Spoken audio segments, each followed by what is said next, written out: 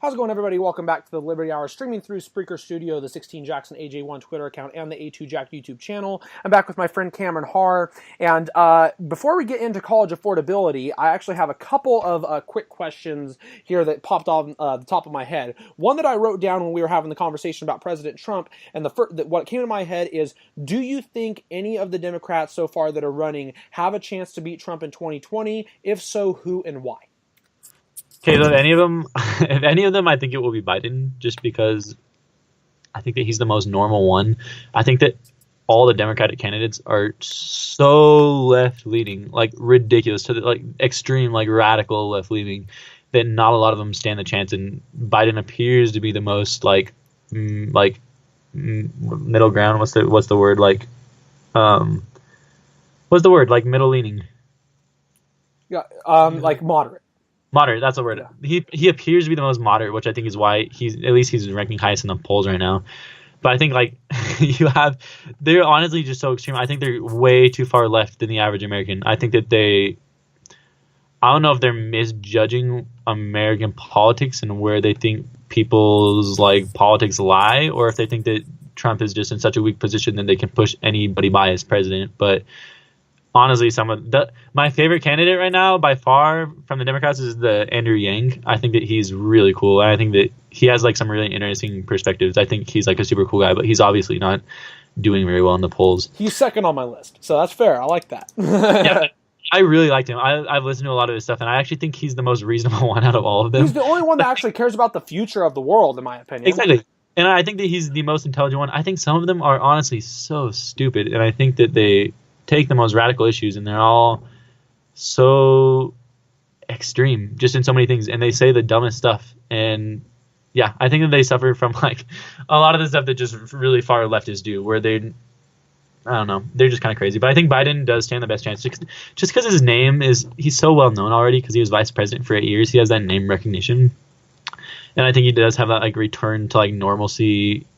Like when people think the way he's going to run on his campaign is going to be a return to normalcy, right? Because Trump is just so crazy. We all know that Trump's nuts. And I think that he just has that advantage where people see him as a normal politician, right? Go back to before Trump, what it was like in the Obama administration or Bush, right? Where the presidency has that prestige. I think people see that in him a little bit, which is why I think that he has probably the best chance. So I think Bernie Sanders is just a crazy old man. And I think a lot of the other candidates are just trying to take his views. They're all trying to stand out, and every time they try to stand out, they just move further and further left because they want to make a bigger headline. They want to say something even more bold, so they just keep going farther and farther and farther. And I think that they're just going to get too far to the left, where America, the average American, is just not going to agree with them. I think his best chance to win was probably in 2016, but unfortunately a certain person had to interfere with that election, and nobody in the media wants to focus about that. But Cameron, so you've got a feeling that Biden's going to get there in 2020. You like what I did there? You got a feeling? You get what I'm saying on that? Do you don't get what do you get what I'm doing there? Yeah. Yeah. Okay. Cool. I just got to make sure. Yeah, and going again back to I honestly just think that he makes the best political moves. He just has to play it cool while the other candidates just commit political suicide just because they all are just saying the most outrageous things. When that whole thing, the whole feeling touching thing came up, I think that he did make a relatively good response to that, where he was I shouldn't have done that, I didn't realize, but don't judge me on that, that's not who I am. And I think that was great. I think that we should give more people the chance to do that, right? And nobody's judging him for that. There's still a lot of memes about it that are pretty funny, but I don't think anybody's really judging him like he's some pedophile. You know what I mean? Mm-hmm. So I do like that we can treat him nicely and not take that super seriously, which I think they should do with more people, is not judge them for stuff like that. But do I think that he actually has a chance to win? Not particularly. I think Trump might take 2020 just because of the way that the Democratic Party is going right now, just because they're just taking such radical views. I do also Pete Buttigieg a little bit, but he does say some pretty radical stuff as well.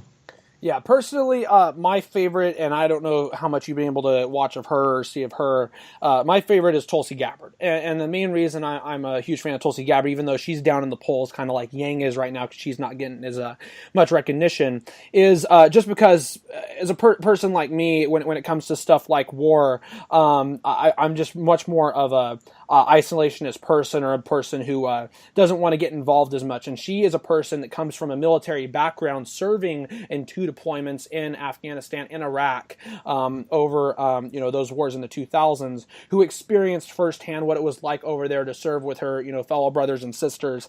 And I think that expertise and experience is great for a person who is going to be commander-in-chief. And I also think that there are certain other issues where I don't think she's as crazy as the Democrats on, and I totally respect her of that. And she comes from a state that I think is much different and complex than others, which is Hawaii, which is a little bit more, in my opinion, complex to run than other states because of the way that it's just set up geographically. That's just my opinion on that. Yeah, and I've never heard of her. I'll have to look her up and read a little about her political stances. I really do like Andrew Yang, though, just like listening to him talk and just the way that he thinks. I think he's a really logical person, and I think that he has really, really good intentions. I think he's a really honest guy, which is something that I really like. Yeah, I would totally be fine with it. If he was number 2 on the list, I would totally be fine with that. I'm happy, if Yang's in there too. I'll take a Yang or a Tulsi. Either one of those, I'm fine with personally. Over like Elizabeth Warren. Oh my God! Make American Native again. No, just for some of the candidates though, I don't understand. They're just so idiotic. It's just crazy. What annoys me most about Warren, honestly, more than anything, is like, look, I'm not a fan of Bernie. I mean, look, I respect that he is at least trying to care about people. I just don't think he's going about it the right way. But Warren, she actually used to be pretty much on that side, but then she sold out. She went for Hillary in the 2016 election when she was much more politically together with Bernie's ideas. Yeah. She completely sold out to the wing of the party, which is more of where she's at. So now, to me, she's one of those that's playing more on the woman card more than anything else. Which, look, I'm a person who supports Tulsi. I would be happy with a woman being president if I agree with them politically. I have no issue with that. But my problem is if all you're going to do is play identity politics, you're going to lose all the time, especially against Trump. Yeah, and honestly, and like Kamala Harris, she plays the woman card and the minority card, and so much of it is identity politics that I really don't like. But that's like another reason why I like Andrew Yang, just because he has none of that. He's not, and probably heard what is the lady that you're talking about? Tulsi Gabbard. Yeah, so she's not. I think that's really cool that she doesn't play into that as well. I'm gonna have to do a little bit of research on her, but that sounds cool. All right, cool. Well, one other thing I wanted to get into as well that I was thinking about, because, we were talking a little bit about culture and the way things are today, about how people just jump the gun on calling people racist, sexist a little too early when, they don't look at people through the full lens of who they really are. And that kind of got me to thinking, a lot of college campuses today, I actually don't see it as much at Sac State, and I'm kind of surprised about that. I saw it once or twice at Sierra. But I was going to say, at BYU, do you notice ever, are there any, demonstrations for anything like that? Are there ever, any big debates that happen in, the quad or anything like that? Have you noticed anything like that during your first year there? No, I think that, what's really interesting about BYU, at least, is I'd say it's 99% of the people that go are Christian, or at least have Christian values. So most people are, I think, at least in our religion, we see everybody as children of God, so we don't see anybody as greater than anybody. I think everybody's equal, right? That's why we're willing to go spend 2 years of our life teaching another culture, right? Like my roommate, my buddy Ryland, went and served in Africa for 2 years, and so did my cousin. They did the same thing I did, but in Africa. And he loves those people, right? He would die for those people. So I think that, I honestly think that, at least racially, that BYU is probably more racially accepting than a lot of other universities. There were a few demonstrations in the past few months about the honor code. I don't know if you saw anything about that. I was going to get into that. So before you talk about that, there was one other thing that came to my mind real quick, because your brother's on a mission right now. Where's he at? He's in Columbia. Columbia, that's right. Yeah. So anyways, go ahead and continue with what you were saying on the honor code, because I actually want to follow up with that, because I have an article on that right here. Go ahead. Oh yeah. So I think it was interesting, because actually one of my buddies helped organize that. So I thought it was pretty cool. And I do think, I honestly, a lot of for anybody that doesn't know that's listening, the honor code at BYU, basically you can't do drugs, can't drink alcohol, there's certain rules on like sex before marriage and intimacy and stuff like that. Like they obviously want people to date and stuff, but you can't really have sex before marriage, and you agree to all of this before you come to the school, right? So you're coming to a Christian university and you're agreeing to live these Christian values. And I think most of the problems, it's like if they took a poll and like basically 99% of the kids don't have a problem with the actual honor code, just about how it's being implemented. So I think you have to be careful about what you read online, because for some reason, tons of people want to paint BYU in the worst light possible. But almost nobody on campus wants to change the honor code. They want to change how it's enforced and how it's implemented, because there have been situations, I guess, in which it wasn't implemented, and situations like problems weren't dealt with properly, which I think that definitely has to change. So a lot of the demonstrations have not been to change the honor code, but to change how the honor code is implemented. And actually they didn't. The president of the honor code, I don't remember what his name is, but they sent out an email like last week talking about how they're looking into it and they're going to reform the way that they enforce the honor code and be a little bit more caring, right, and a little bit more loving towards it. So I think that that's super cool. Yeah, and I'm not a religious person. I'm a person, and I think I've pretty much stayed consistent on this. I believed this back in high school. I still believe it now. I've only had pretty much like one, I guess I'd say like 1 or 2 drops of alcohol in my life. I'm not a person who's a big fan of that. I mean, I know I'm only 20, but I'm not a fan of that. I've never had tobacco. I don't plan on doing that. I'm completely turned away by that. I'm turned away by pretty much most drugs, all drugs, pretty much.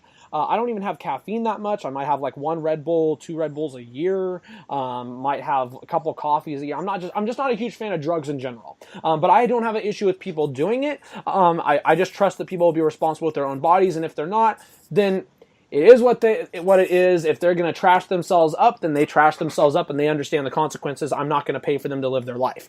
What I would say is I don't plan on getting married, so I would say I disagree with the sex before marriage, because I don't plan on getting married. So my opinion of mine might change on that, but I would just say that's one thing I don't agree with on. But I respect it, because obviously it is part of the religion, and you guys have your own freedom for that. So what I was going to say is I have an article up here, and this is from the Chronicle of Higher Education, and it attributes to the Salt Lake Tribune and a couple other outlets as well. I'm going to read you 5 paragraphs from this article, and I want you to tell me, because I'm not saying I agree or disagree with it, I want you to tell me after I'm done reading where you see as the errors that are in here that are wrong, and what areas you believe are right about this. But I'm going to go ahead and read this. This has to do with BYU's honor code, as Cameron was just alluding to. So this is from August of 2018. So this is a little bit old. This is a little over a year old, but this was right about the time you came back from your mission. So I'll go ahead and read this. So you let me know what has changed, what is wrong about this. Just let me know about that. So here we go. Last month, a common scene in higher education unfolded at Brigham Young University at Idaho. This is obviously different from Utah, but the same thing that has happened at Utah as well. A female student reported that she had been sexually assaulted by a male student. The university investigated and substantiated her complaint. Officials suspended the man she accused, but they suspended the woman too. Why? Because her bishop said so. Bishops are spiritual leaders in the Church of Jesus Christ of Latter-day Saints. To attend any BYU campus, there are 3, including the main one in Provo, Utah, plus a business college. Students must receive ecclesiastical, thank you, endorsement from their bishop confirming that they are committed to upholding Mormon values like abstaining from premarital sex. Bishops can revoke the endorsement at any time. Those values outlined in BYU's honor code also include abstaining from alcohol. So when the female student's bishop learned about the assault and discovered that she had been drinking alcohol beforehand, he took away her endorsement, leaving her no longer in good standing at the university. The case outlined in detail by the Salt Lake Tribune on Sunday had reignited a debate about sexual assault that first consumed the Mormon University more than 2 years ago, when multiple students... How close am I to... Okay, I'm going to finish reading this, and then I'll get his thoughts in the next part, because I'm actually getting close to the end of this. Consumed the Mormon University more than 2 years ago, when multiple students and alumni said the institution had punished them from reporting sexual misconduct. I'll get Cameron's thoughts on that here in the next part as well, along with my thoughts on some of this as well, when we get back from the Liberty Hour here, right when we get back. Thank you, everybody, for tuning in. We'll be right back.